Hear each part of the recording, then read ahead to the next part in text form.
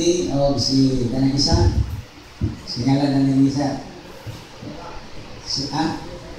Saira, okay. Kasi sila ngayon, pag tinog silang tulog, palihog, silang welcome, pinagis pagpakpak sa itong mga kamot, pagkakan ng sila. Amen, hallelujah. Kasan di welcome ang pamilya ni Donna, bandang Algin, Frances, bandang Sister Jo. Salamat kang Nancy. Salamat kang Nicole. Amen. Palagpakan na ito, Ginoo, mga igsoon. At kanakot ka lang, ganaan na ito ang pasalamatan ng Ginoo, pinagis pagpakpak sa atong mga kamot. Amen. Sister Casey, gitas makahanhan, o kani si Loridel, gikan sa Mantitaw. Yaman si Bibi. Kami pa. Kami daw sa ito pa malangan.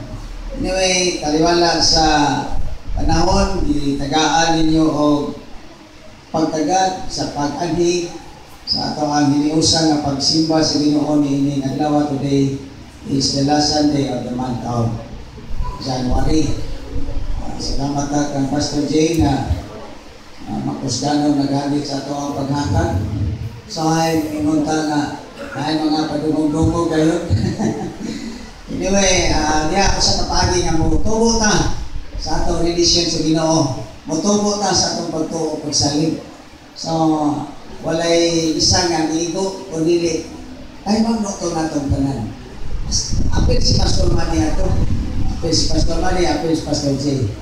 Anyway, magapadayon ta sa pagsimba sa Ginoo, pinaagi sa ato ang pagtuon sa iyang pulong. Kadina gibasa nato sa scripture reading, makaplagan sa book o sa libro sa Deuteronomy. Dali atong isaad kaninyo nga doon na tayo series of teaching karon. Ditang karong Domingo hangtod sa pipila ka Domingo sa unahan. So mulapit ni taman sa February. Atong giuluhan ang atong pagtuon o pagmamalandong nag-ingon dinhi og open heaven principles. Sa nini nga Domingo atong gidahin ang part 1. So doon ay mga part 2, ay mga part 3, ay mga part 4.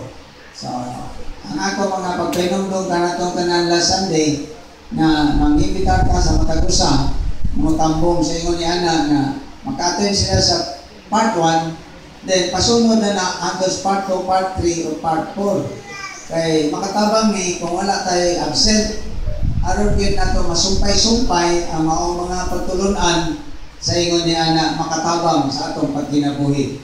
Uban sa binuksan nga kalangitan, open heaven. So, ang open heaven na ng bukas na kalangitan, ano sa may buot ipasabotan ng bukas na kalangitan?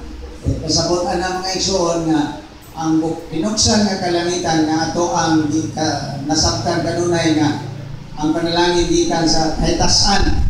So, ang kahitasan nga bukas kanunay, mububo sa mga panalangin nga ato gikinahanglan sa atong kinabuhi. Labi na sa ato ang journey, sa atong paglakaw niining tuig 2018. Ang Ginoo kabubuton niya nga dili ta ingon nga maglisod o magkahirap-hirap sa ato ang paglakaw niining tuig 2018. Kundi sumala sa ato mga previous nga mga topic, nag-ingon ta nga ang Ginoo mag-una, kanato ang Ginoo mo kuyog, kanato ang Ginoo mo uban, kanato o dili kaniya sagdan, dili kaniya i-abandonar. Di ba? Kaya naaman ang Ginoo, kung sa may buot ipasabot, kung na ang Ginoo, na ang iyang tabang, na ang iyang panalangin, na iyang grasya, o ang iyang kaluoy. Isa'y gusto grasya kaluoy, gikan sa Diyos. Kay wara-wara ang atong mga kamot, talay ko ng Diyos. Amen. Nagtuo ako nga, pinaagi sa ato ang mga pagtulunan, kung dili lamang igot tatig paminaw, apan tigtuman, din maangko na to ang iyang mga saad. Amen ba? Okay.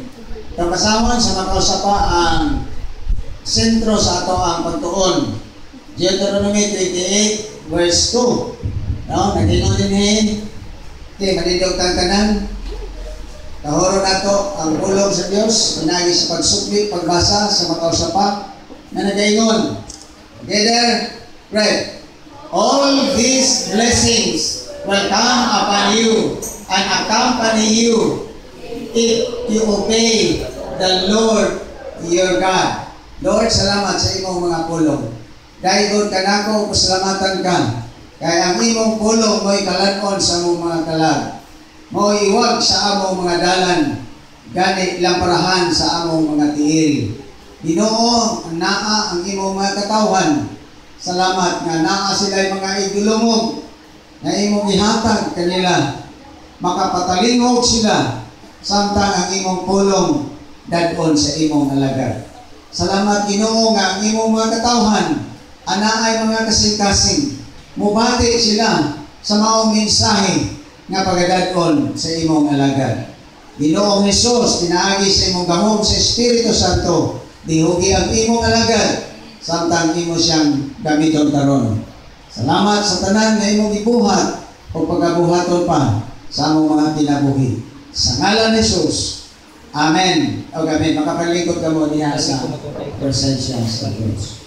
Ingon siya din na, all this blessing will come upon you and accompany you if you obey the Lord your God. If you obey the Lord your God. Sa ato ba doon ay kondisyon, no? Ingon siya niya, ang tanan na mga panalangin mag-aabot kaninyo o magakuyog kaninyo. Mag-aabot kaninyo, wara-wara yung kamot na gusto magawag anang kaninyo. Oh, hallelujah. Ang tanan, ingon siya nila, all.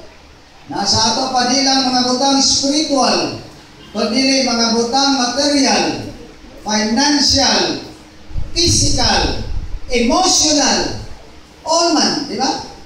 Asa ka dapat nakulangan ka sa imong emosyon, nag-uul ka, upayon ka sa mga panalangin nga tanan sa imong kinabuhi. Pero, ngon siya, you obey the Lord your God.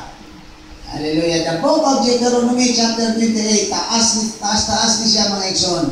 Pero I would encourage you to read once more the whole chapter of Deuteronomy chapter 28. Isa mo saan ubasa. Ako tamo na sigon, that is your homework.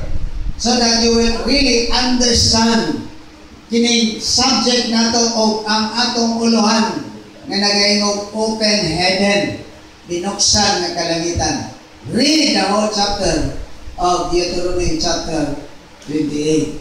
And I know, hallelujah, if we keep on reading and reading the Word of God, sa may giingon diha, bulahan ang mga tao nga nagabasa, nagapaminaw, o nagasugot sa pulong sa Diyos. Kasi gusto mabulahan.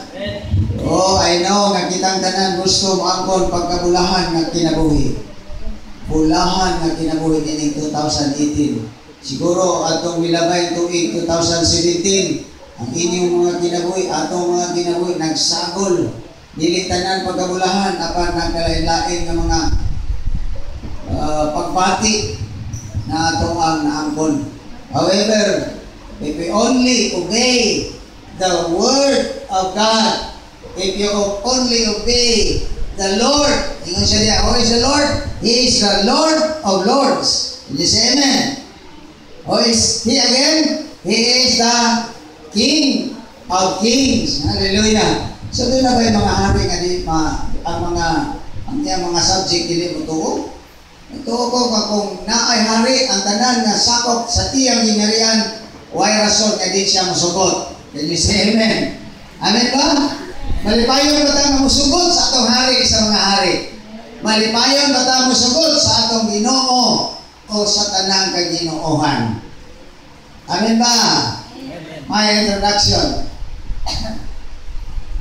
At the start of this year, 2018, pagsugod ining tuig 2018, the Lord sent us His message, praise the promises of the new year. Ang mga saad niya, ay yatang di pasaligan ining tuig 2018. O niya, sunod Second, the trust journey. Ang trust journey kanang atong paglakaw uban sa pagsalig.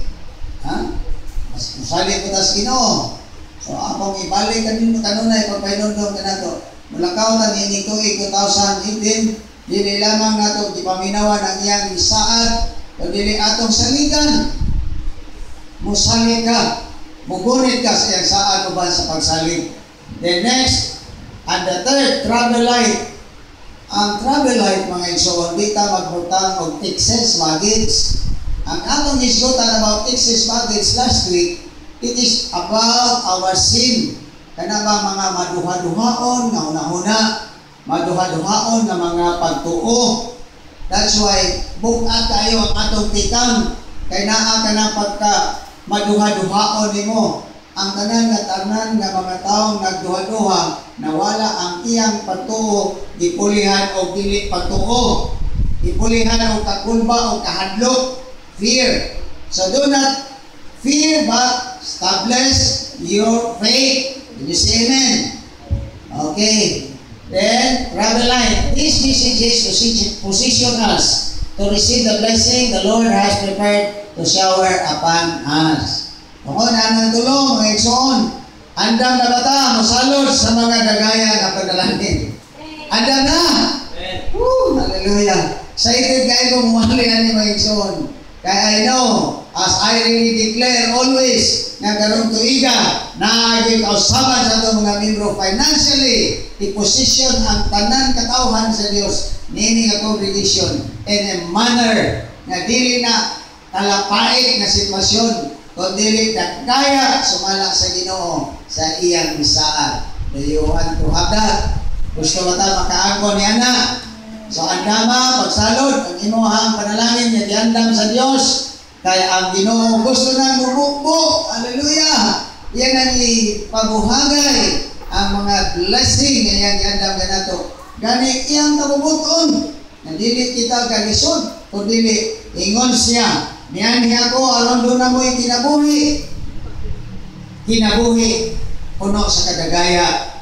So God is not just contented that we have life, but He wanted na our lives will be abundant, full of abundance. And because of that full of abundance na gitinguha sa Diyos, atong i-declare karon ang atong church, nini ang congregation, ang tanan na membro nini, with that open heaven. Amen. Kung mo mo open heaven, nagkaya tayo, mulusot yun. Buhagay yun ang mga showers of blessing. Showers of blessing. Hallelujah. At di man yung ko ingon na manghambog mo na yung suonan, kuhaan na ng kinaya na manghambog, hindi na ako kinaya. Bisan pag sa'yo labay-labayan na ko ninyo, it's okay for me. Hindi ko kayo yung mga tigas kasi na gusto nyo ninyong ilihod pa. Pero ayaw na, ginooramay mo, kundita sa inyo, pagkila kinako. So kayo, I am really blessed. So kung paano ito iga 2018, blessed na blessed tayo ng pangalaman. So di ko lang gusto nga ako lang suluhon. Gusto ko nga, mo-share anak ng blessing. Kung kamo makaangkon yun niya na ng blessing, do you want to have it? Okay, ingon siya dito sa atong text. If you obey the Lord. If you obey the Lord. Amen ba? Okay, next. Patulan ni Leon, kaya bang matrill kita. The next few Sundays, we shall learn the principles of open heaven in order for us to receive God's blessing this year. Magkatuon kita mga principles. What do you understand from the word principles? Ang principles di ay, kung ingon tag mutuon tag mga principles, ingon siya diha, kanang nga mga principles nga tuntunan, proven and tested na siya. Di na nimo maalalis, na mo ingon pa mo argue. Ayan na. The principles kanina, proven and tested for the past nga mga katuigan.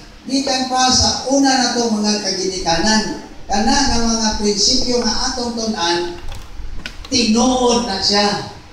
O niya, doon na gyoy kamatuoran. O nasinanti yun na tinuod sa mga katawhan.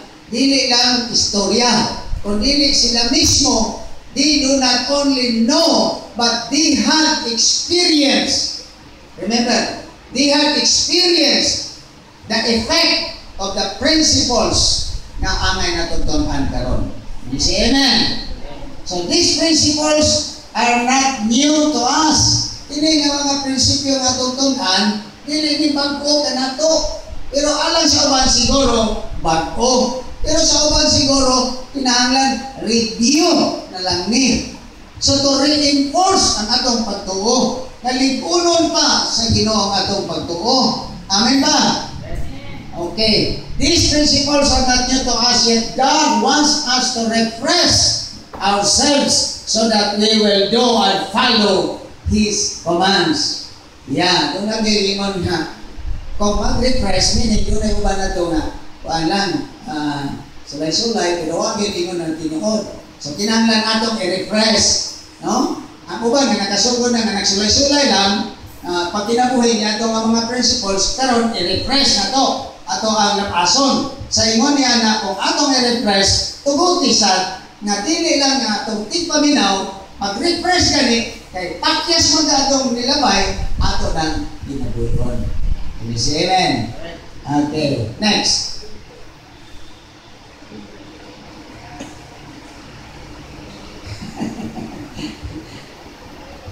Okay, principle number 1.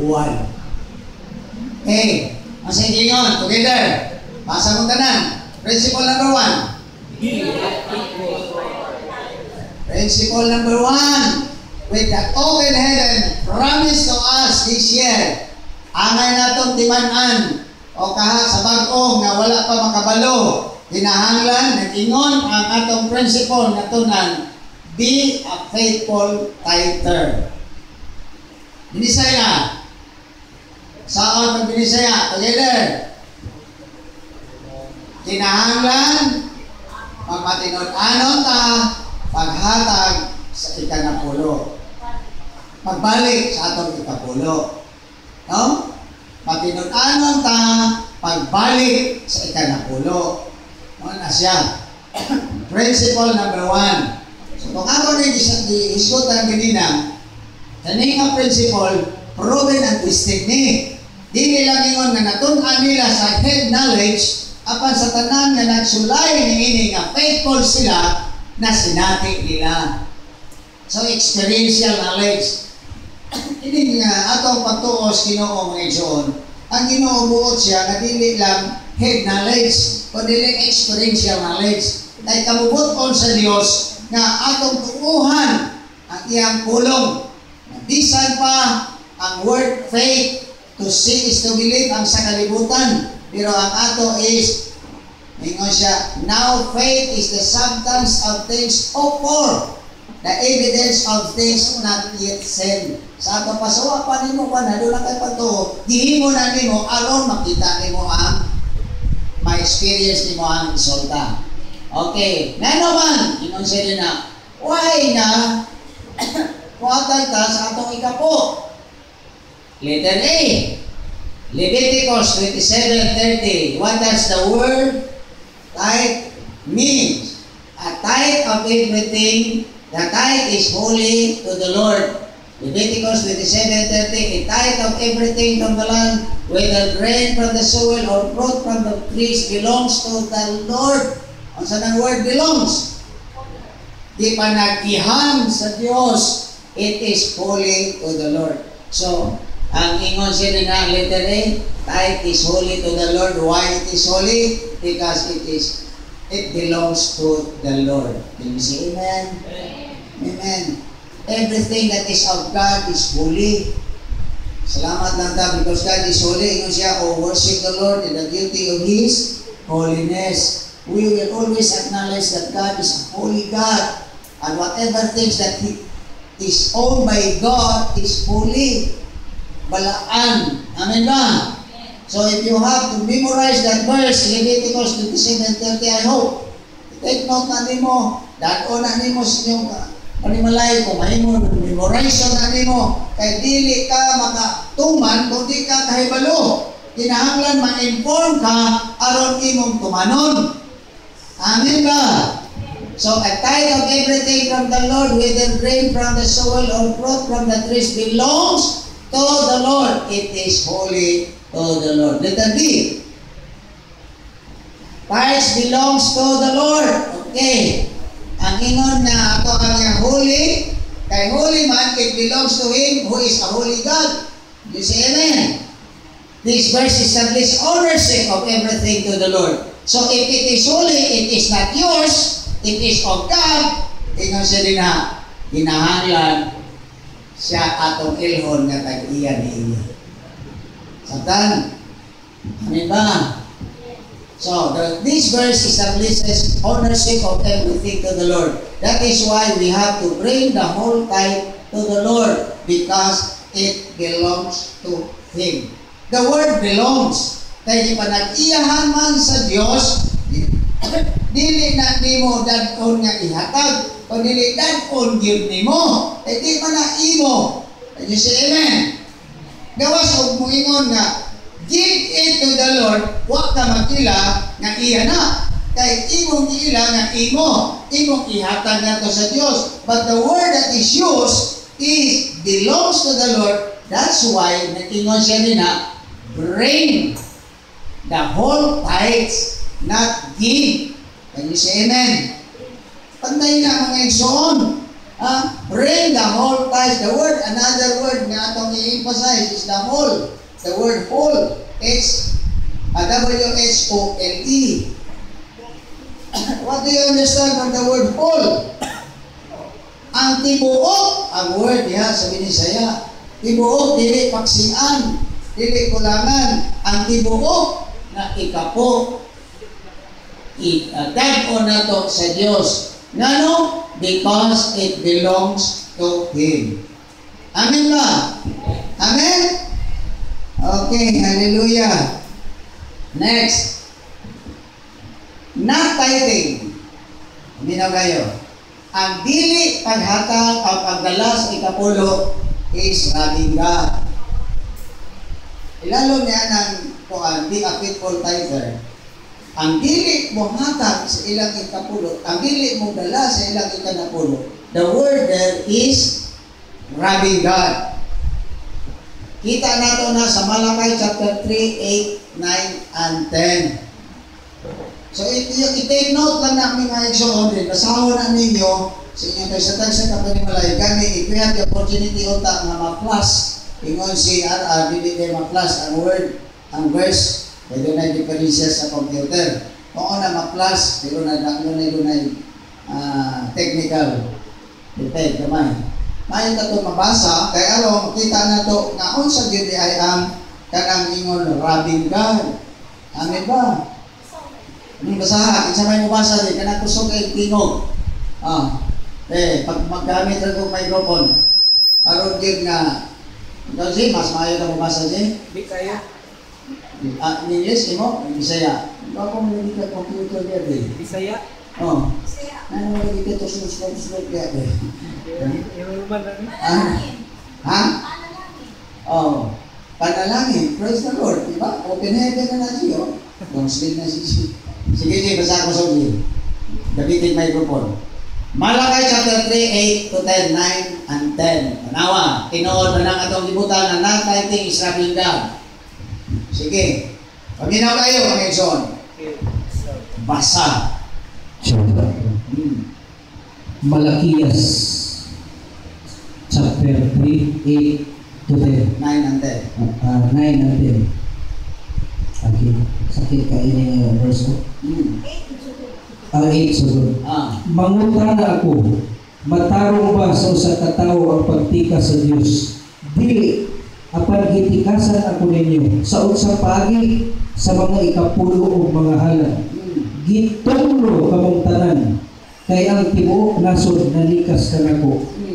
Dada ang tibuok nga ikapulo ngadto sa templo aron adunay pagkaon dito. Suway ako ug makita ninyo nga ablihan ko ang mga bintana sa langit ug ibubo ko kaninyo sa madagayaon gayon ang mga panalangin. Okay, madagayaon ngayon. Way titik nga pagbukbok sa Ginoo sa mga panalangin. Kung ang dili paghatag, inyo siya natay ng serving God. So daan na, kasala na tayo sa pagka-robbers. Di ba? Robbers. Sala na na. Oh, ang di paghatag, robbers. Dawas niya na. You are cursed with a curse. Ingon sa dibasa ni Pastor G. Unsa pa'y gihisgutan niya. Ang di paghatag, devourer will consume your wealth and resources. Ang lamoy sa tanan ninyong mga paninguhaan o kahinta o kaptangan. Di lang nato na usahay masabtan.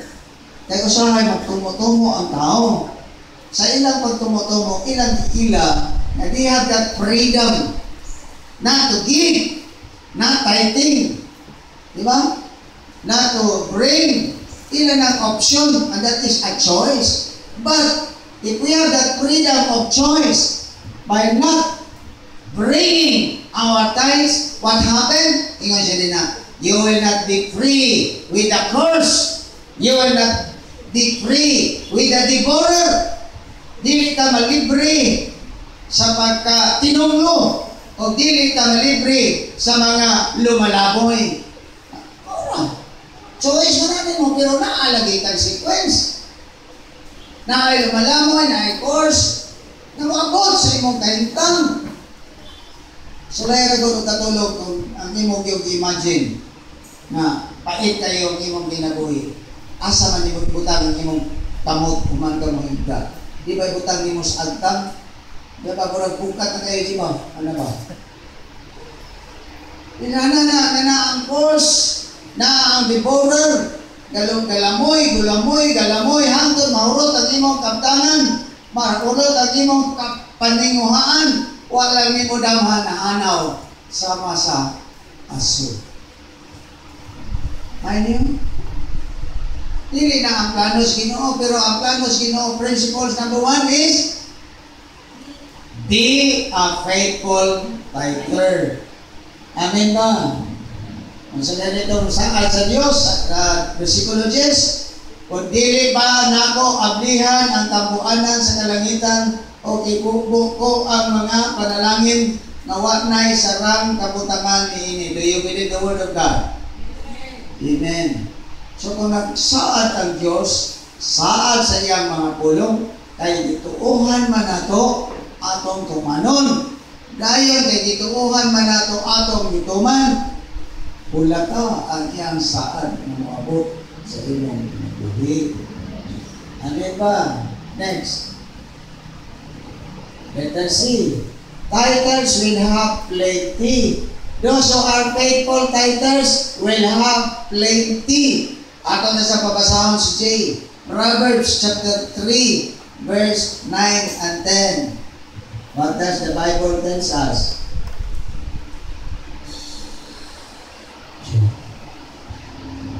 Proverbs panultihon.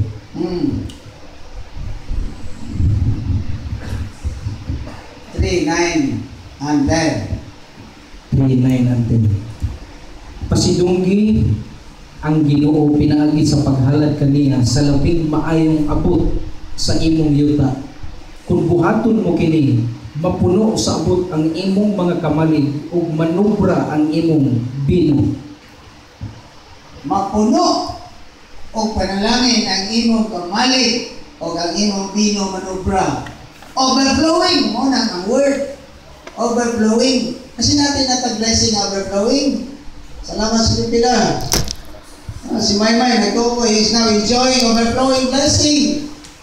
Left and right ang shooting, left and right ang commitment, left and right ang mga schedules. Then kung na ay mga shooting na mga opportunities sa mga schedules, what will follow? Money, abundance, overflowing, abundance. Imagine sa wapagani na siya mga artista, nag-atar na siya, gadahan na siya ikapo. Di pa matundaan sa Ginoo. Nakita ko na niya sincerity siya kasing-kasing. Nakita niya ang pagto. Nabati ni Jay, ingon siya din na, kung saan tayo ingon Jay, comment niya Jay. Comment ni may, sa may tungod sa ikapo. Dili iya. Sa ato pa ka ng word na di, pag-angkon na dili iya, i-acknowledge niya na iya na sa Diyos. Amen. Motong holy because it belongs to the Lord. So if you acknowledge that the Lord is the owner, it is holy as unto the Lord, bring back